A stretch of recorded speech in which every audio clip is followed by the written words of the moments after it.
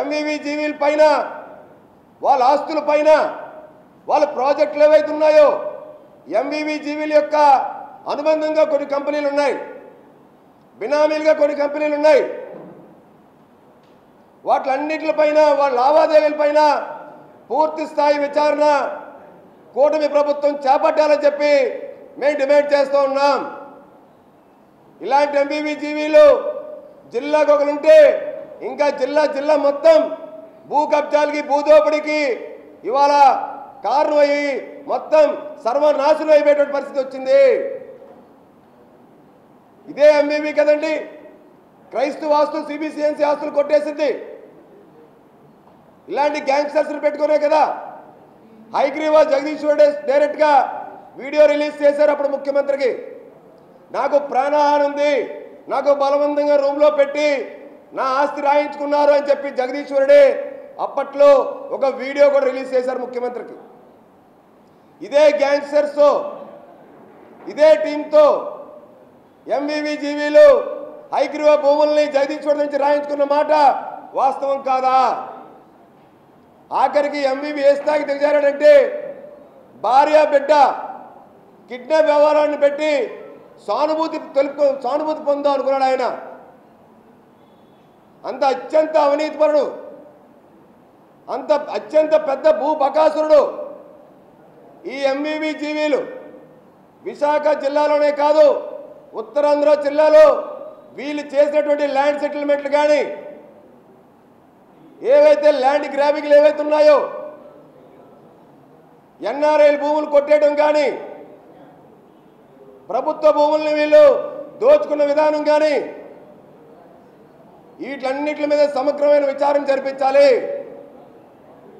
మీ అందరికీ తెలుసు ఎంవివి ఎక్కడ వెంచర్ వేసినా ఆ వెంచర్లో కొనుగోలు చేసేటువంటి యజమానులు అనేకమైనటువంటి ఇబ్బందులు పడి వాళ్ళు గోడు ఎవరితో చెప్పుకోలేక వాళ్ళు గమ్మునుండేటువంటి పరిస్థితి. అలాంటిది ఇవాళ ఈ డాగా టీమ్ గ్యాంగ్స్టర్స్ అసలు ఎవరు? డాగా టీమ్ గ్యాంగ్స్టర్స్కి ఎంవివికి ఉన్న సంబంధాలు ఏంటి? డాగా టీమ్ గ్యాంగ్స్టర్స్ వెంకట్కి, అలాగే వాళ్ళ వియ్యంకుడు, బెంగళూరు ఉన్నటువంటి వియ్యంకుడు మేఘా సత్యనారాయణకి ఉన్న సంబంధాలు ఏంటి? ఇవన్నీ కూడా బట్టబయలు కావాలంటే, ఇవన్నీ కూడా వాస్తవాలు తెలియాలంటే, ఈ కిడ్నాప్ వ్యవహారం, కిడ్నాప్ భాగవతం బట్టబయలు కావాలంటే మొత్తం వ్యవహారం మీద పునర్విచారణ జరిపించాలి. అప్పుడు పోలీస్ అధికారులు మధురవాడ జోన్లో ఏసీపీ సిఐలు కూడా ప్రభుత్వ పెద్దల యొక్క ప్రలోభాలకి, వాళ్ళ ఒత్తులకి తలొక్కి పూర్తి స్థాయిలో వివరాలు వెల్లడించలేదు. పోలీస్ అధికారులు కూడా మళ్ళీ విచారించాలి. ఇంత పెద్ద ఎత్తున కొన్ని వేల కోట్ల రూపాయలు ప్రజల సంపదని, ప్రభుత్వ సంపదని దోచుకున్నటువంటి ఎంవివి జీవీల పైన ఖచ్చితంగా సిబిఐ విచారణ జరిపించి వీళ్ళ సంస్థలు, వీళ్ళ అనుబంధ సంస్థలు అన్నీ కూడా పూర్తి స్థాయిలో విచారణ జరిపిస్తే వాస్తవాలు బయటకు వస్తాయి. ఎన్ఆర్ఐ భూములు కాపాడగలుగుతాం. అమాయకులు నోరు నొక్కి ఎన్ఆర్ఐలు బెదిరించి వీళ్ళకున్న అత్యంత విలువైన ఋషికొండ ప్రాంతాల్లో, మధురవాడ ప్రాంతాల్లో అమాయక రైతుల దగ్గర నుంచి కూడా వీళ్ళు బలవంతంగా భూములు రాయించేసుకున్నారు. అందుకే ఏడాది అయింది, కూటమి ప్రభుత్వం వచ్చింది. మేము గెలిచిన వెంటనే మా అధినేత పవన్ కళ్యాణ్ గారు సిబిసిఎన్సి దగ్గర ఏదైతే వాస్తు దోషం పేరుతో ఆ యొక్క టైకూన్ కోడలు మూసేశారో ఆ టైకూన్ కోడలు వెంటనే తెరిపిస్తామని చెప్పి ఏదైతే పవన్ కళ్యాణ్ గారు, నాదెండ్ల మనోహర్ గారు ఆ రోజు హామీ ఇచ్చారో టైకూన్ కోడలు సాక్షిగా వెంటనే మేము తెరిపించాం. ప్రజలకు అందుబాటులో తీసుకొచ్చాం. వాహనదారులకు ఇబ్బంది లేకుండా స్వేచ్ఛ తీసుకొచ్చాం గెలిచిన వెంటనే. అదేవిధంగా ఎంవివి అక్రమాలు, జీవీల అక్రమాలు, వీళ్ళు ఎవరెవరు బెదిరించారు, వీళ్ళు బాధితులు చాలామంది వచ్చేటువంటి పరిస్థితి ఉంది. ఖచ్చితంగా వీళ్ళిద్దరి పైన, వీళ్ళిద్దరు భూ లావాదేవీల పైన, వీళ్ళిద్దరు ఆర్థిక లావాదేవీల పైన, వీళ్ళిద్దరికి సంబంధించి అనుబంధ సంస్థల ఆర్థిక లావాదేవీల పైన మొత్తం పూర్తి స్థాయిలో సమగ్రమైన విచారణ జరిపించాలని చెప్పి డిమాండ్ చేస్తూ ఉన్నాం.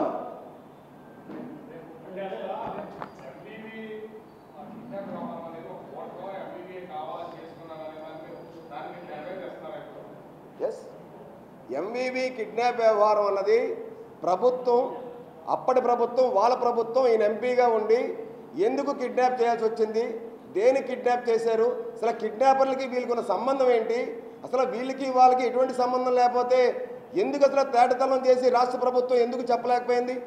సొంత పార్టీ ఎంపీ కదా, ఒక ప్రజాప్రతినిధి కదా, అలాంటి లోక్సభ సభ్యుడికి రక్షణ లేదని, వాళ్ళ కుటుంబానికి రక్షణ లేదని చెప్పి పార్టీలకు అతీతంగా మా కూటమి అధినేతలందరూ కూడా ఖచ్చితంగా సానుభూతి వ్యక్తం చేశారు కదా, పూర్తి స్థాయిలో విచారణ జరిపించాలని చెప్పి మేము అప్పుడు కూడా డిమాండ్ చేశాం కదా. అనేకమైన సందర్భాల్లో ఎంవీవీ కుటుంబ సభ్యుల కిడ్నాప్ వ్యవహారాన్ని పూర్తిగా మీరు పునర్విచారణ చేయాలని చెప్పి మేము అప్పుడు కూడా మేము డిమాండ్ చేశాం. జగన్మోహన్ రెడ్డి ప్రభుత్వంలో ఉన్నటువంటి పెద్దలు, వైసీపీ పెద్దలు కూడా ఈ యొక్క వ్యవహారంలో కీలక పాత్ర పోషించారని నేను చెప్తా ఉన్నాను. అనేక ఆరోపణలు ఉన్నాయి. ఎందుకు తేటతలం చేయట్లేదు? కిడ్నాపర్లకి వీళ్ళకున్న సంబంధం ఏంటి, వాళ్ళకి వీళ్ళకి ఉన్న ఆర్థిక లావాదేవీలు ఏంటి, దేనికోసం ఆర్థిక లావాదేవీలు వచ్చినాయి, వీళ్ళు కార్లు బహుమానంగా ఎలాగిచ్చారు, ప్లాట్లు ఎలాగిచ్చారు, విల్లాలు బహుమానంగా ఎలాగిచ్చారు. ఒక ఋషికొండ ఐటీసీఎస్ దగ్గరే 5-6 విల్లాలు ఒక గ్యాంగ్స్టర్కి, హేమంత్ అనేటువంటి వ్యక్తికి, వెంకట్ అనేటువంటి వ్యక్తికి ఇచ్చారంటే దాంట్లో ఎంత ఆంతర్యం ఉంది? ఇవన్నీ కూడా వెలికి తీయాలి. ఈ యొక్క కేసుని పూర్తి స్థాయిలో సిబిఐ విచారణ జరిపిస్తే పూర్తి స్థాయిలో అప్పుడు బట్టబయలు అవుతాయి. ఎన్ని వేల కోట్ల రూపాయలు వీళ్ళు అధికారాన్ని అడ్డం పెట్టుకొని వైసీపీ ప్రభుత్వం జగన్మోహన్ రెడ్డి నేతృత్వంలో వేల కోట్ల భూములు దోచుకున్నారు వీళ్ళు ఎంబీవీ జీవీలు.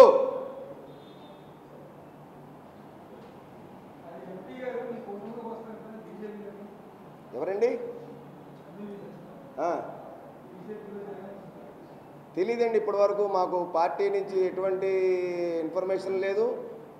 నాకు తెలిసి, నాకున్న సమాచారం, కూటమి ప్రభుత్వం, ప్రధానమంత్రి నరేంద్ర మోడీ గారు కానీ, అమిత్ షా గారు కానీ, తెలుగుదేశం పార్టీ అధినేత రాష్ట్ర ముఖ్యమంత్రి గౌరవనీయులు శ్రీ నారా చంద్రబాబు నాయుడు గారు కానీ, అలాగే నారా లోకేష్ గారు కానీ, జనసేనాని డిప్యూటీ సీఎం గౌరవనీయులు పవన్ కళ్యాణ్ గారు కానీ, అలాగే మా పిఏసీ చైర్మన్ నాదెళ్ల మనోహర్ గారు కానీ అవినీతి పరులను ఎవరిని కూడా రాష్ట్ర సంపదని, ప్రజల సంపదని, ప్రభుత్వ సంపదని దోచుకున్న వాళ్ళు ఎవరిని కూడా వదిలిపెట్టకుండా ప్రభుత్వ సంపదను తిరిగి వెనక్కి తీసుకునేలాగా, ప్రజలకి రక్షణ కల్పించేలాగా, ప్రజల పక్షాన, ప్రజలకి బాసటగా, ప్రజలకి మేము ఉన్నామని చెప్పి అండగా నిల్చునేలాగా కూటమి ప్రభుత్వం పనిచేస్తుందని పూర్తి నమ్మకం, విశ్వాసం నాకు ఉంది.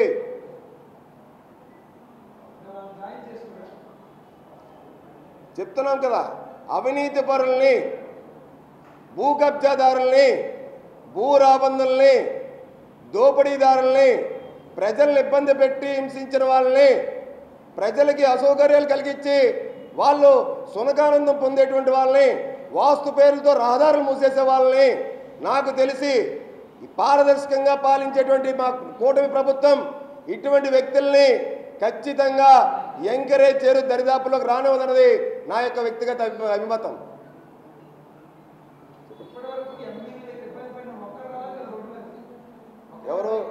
ఎవరండి?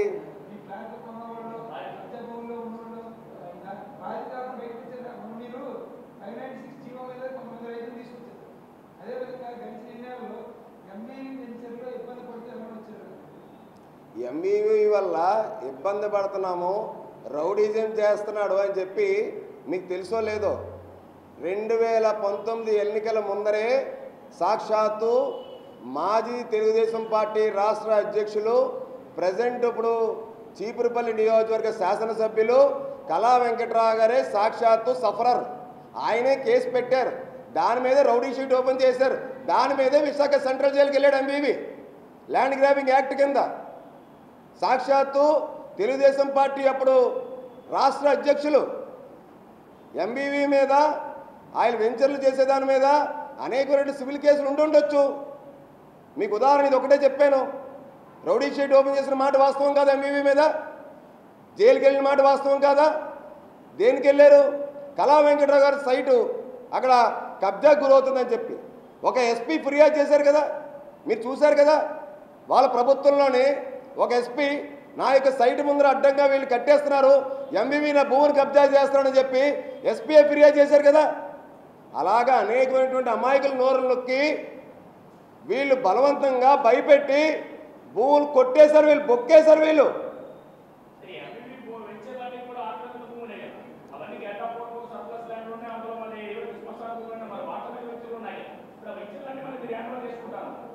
ఇప్పుడు ఎంవివి సిటీ ఏదైతే ఉందో ఆ ఎంవివి సిటీ అన్నది పిఎం పాలెం స్టేడియంగా ఉన్నది. అప్పుడు తెలుగుదేశం ప్రభుత్వంలో చంద్రబాబు నాయుడు గారు ముఖ్యమంత్రిగా ఉండేటప్పుడు దాన్ని 22A ఉండేది. ఒక ఇద్దరు ex serviceman, freedom fighter, political సపరస్తో ఎవరిదైతే వాళ్ళది 5 ఎకరాల ల్యాండ్ని ఎంవివి బలవంతంగా వాళ్ళకి తక్కువ నామమాత్ర రేటు రాయించేసుకొని అది వీళ్ళ ప్రభుత్వం వచ్చిన తర్వాత ఆ భూమి వ్యవహారంలోనే గొడవైంది. ఆ భూమి వ్యవహారం పక్కనే కబ్జా చేశారు తెలుగుదేశం పార్టీ నాయకులది.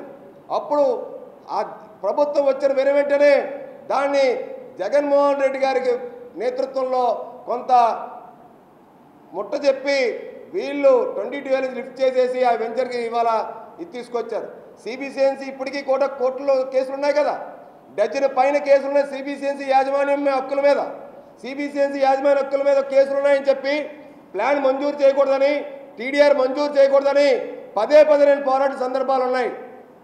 అలాంటిది ఇవాళ బ్లాస్టింగ్ పర్మిషన్, ఇవాళ అక్కడ అక్రమంగా కట్టడాలు, క్రైస్తవ రాష్ట్రాలు కొట్టేశాడన్నాం. హైగ్రీవా వృద్ధులకి అనాథులకి కేటాయించిన స్థలం ప్రభుత్వం తీసుకోవాల్సింది. ఇదే జిల్లా కలెక్టర్ మల్లికార్జున గారు ప్రభుత్వం చెందిన స్థలం అనేది నిబంధనల విరుద్ధంగా అక్కడ పనిచేస్తారని చెప్పి నివేదిక ఇచ్చారు CCLAకి. దాని మీద హైకోర్టు న్యాయస్థానానికి వెళ్ళా, హైకోర్టు స్టే ఇచ్చింది. ఆ యొక్క హైగ్రీవా ప్లాట్లు కానీ ఏవి కూడా థర్డ్ పార్టీ ట్రాన్సాక్షన్ చేయకూడదని చెప్పి వాళ్ళ ఇంటికి స్టే ఆర్డర్ ఉంది, నేను తీసుకొచ్చా. వృద్ధులకి అనాథులకి కేటాయించిన స్థలాన్ని అన్యాయంగా అక్రమంగా జగదీశ్వరుడు నుంచి లాక్కొని వాళ్ళ కాల వ్యవధి అయిపోయిన తర్వాత అక్కడ రియల్ ఎస్టేట్ వ్యాపారం చేస్తున్నారని చెప్పి మేము పోరాటాలు ఇప్పటికీ కొనసాగిస్తున్నాం, ఎప్పటికీ కొనసాగిస్తాం. ఏదైతే ఎంవివి ఎక్కడ నిర్మాణం చేపట్టాం, జీవీఎంవివీలు ఎక్కడ నిర్మాణం చేపట్టాం, ఎంవివి యొక్క సన్నిహిత సంస్థలు ఏవైతే నిర్మాణం చేపడతారో అక్కడ శ్మశానాలు కబ్జా చేస్తారు, అక్కడ ప్రభుత్వ భూములు కబ్జా చేస్తారు, అక్కడ క్రైస్తవ ఆస్తులు కాదు ముస్లిం ఆస్తులు కూడా కబ్జా చేస్తారు, ప్రభుత్వ జీవీఎంసీ పార్కులు కబ్జా చేస్తారు.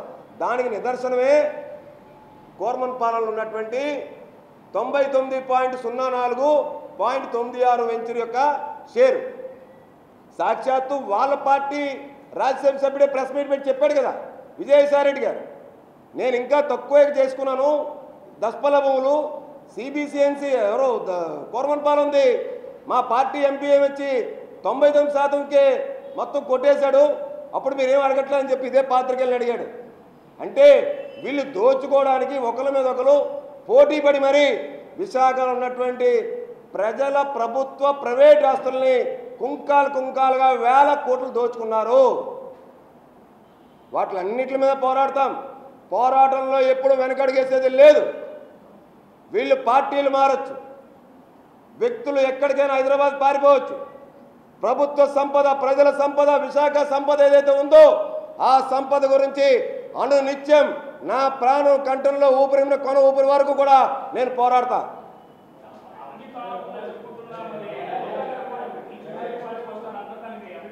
ఏంటండి